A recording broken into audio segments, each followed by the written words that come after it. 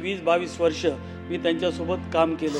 आज ज्यावेळेस मी पहिल्यांदा गेटवर आलो सकाळी 9 वाजता, तर मला लक्षात आलं की मी आज अजितदादाला आत घेऊन येऊ शकणार नाही. एक प्रसंग मला आठवतो. एका नेत्यानं मला खूप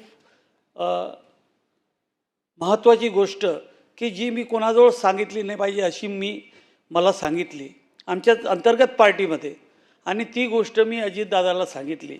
त्या दिवशी अजितदादानं मला एक सल्ला दिला की खोडके, जो व्यक्ती आपल्याला विश्वासानं एखादी गोष्ट सांगतो ती गोष्ट आपण मरेपर्यंत कोणालाही सांगितली नाही पाहिजे.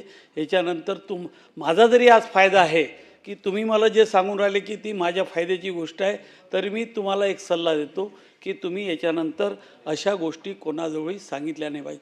म्हणजे त्याचं एक निश्चित होतं की जो आपला सहकारी आहे त्या सहकार्याला व्यवस्थित सल्ला देण्याचं काम अजितदादा त्या काळात प्रत्येक वेळेस आम्हाला करत होते. आपल्याला माहीत आहे की विधानसभेचं अधिवेशन असो की कोणतंही काम असो, मी सातत्यानं अजितदादासोबत राहत होतो. विधानसभेच्या अधिवेशनाच्या वेळेस 20-22 वर्ष मी त्यांच्यासोबत काम केलेलं आहे.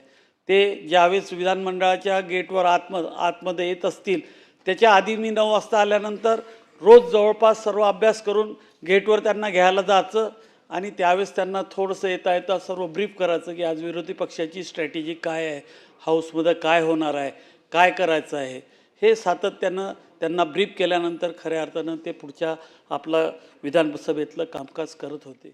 आज माझी भावना एवढी तीव्र होती की कारण की आज ज्यावेळेस मी पहिल्यांदा गेटवर आलो सकाळी 9 वाजता, तर मला लक्षात आलं की मी आज अजितदादाला आत घेऊन येऊ शकणार नाही.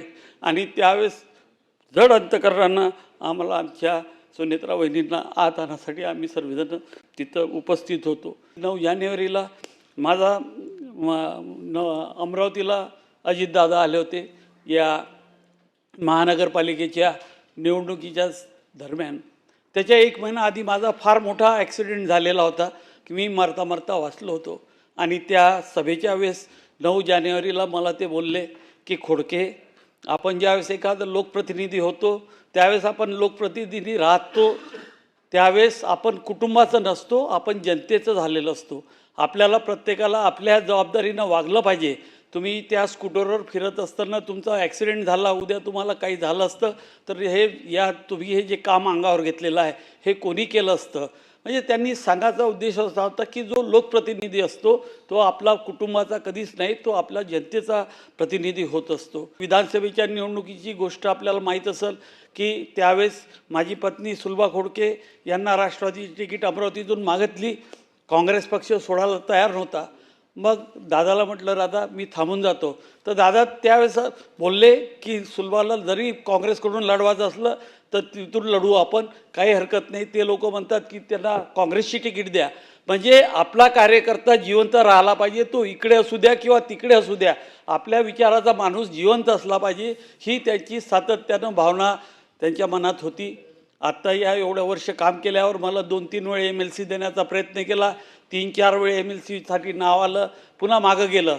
परंतु ज्यावेळेस आत्ता राज्यपालांच्या नियुक्त्या करायच्या होत्या त्या 12मध्ये माझं नाव आलं, राज्यपालांकडे नावं गेले. परंतु नंतर पुन्हा तिथं 12 नावं करायचे होते, तिथं 8 करायचा निर्णय झाला आणि राज्यपालाकडे माझं नाव मला थांबवायचं काम पडलं. त्यावेळेस मला दादांनी सह्याद्रीवर बोलवलं आणि सह्याद्रीवर दादांनी मला सांगितलं, खोडके, राज्यपालाकडे तुमचं नाव गेलं होतं परंतु वरून निर्णय जो आलेला आहे आपल्याला 12च्या ऐवजी 8च सदस्य करायचे असल्यामुळं मी तुम्हाला थांबवत आहे. आणि त्यावेळेस आमचे पंकज भुजबळ आणि इलास नायकवाडी ह्या दोघांचे नावं मला थांबवता येत नाही, ह्या दोघांचे नावं मी पाठवत आहे. परंतु पुढच्या वेळेस मी तुम्हाला 100% करणार म्हणजे करणार. आणि नंतरच्या काळामध्ये बरोबर 1 वर्ष आधी मार्च महिन्यात त्यांनी मला पुन्हा विधान परिषदेवर संधी दिली.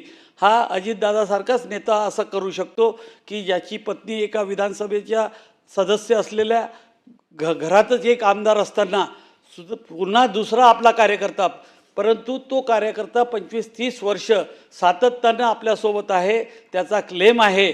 लोक काय म्हणतील किंवा अजून कोण काय म्हणणार याच्यापेक्षा आपल्याला न्याय देण्याचं काम अजितदादांनी या सर्वांना केलं.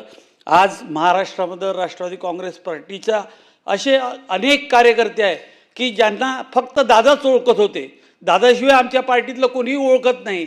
त्या लोकांची आज अशी परिस्थिती आहे की ते काही समजू शकत नाही आहे की पुढच्या काळामध्ये काय होईल. परंतु आम्हाला विश्वास आहे की आमच्या सर्वांच्या आग्रहाखातर माननीय सुरेंद्रराव वहिनींनी उपमुख्यमंत्र्याची शपथ घेतली आणि खऱ्या अर्थानं त्यांनी पार्टीला आणि आमच्या सर्व समाजाला, आपल्या सर्व व्यक्तींना आधार देण्याचं काम केलेलं आहे.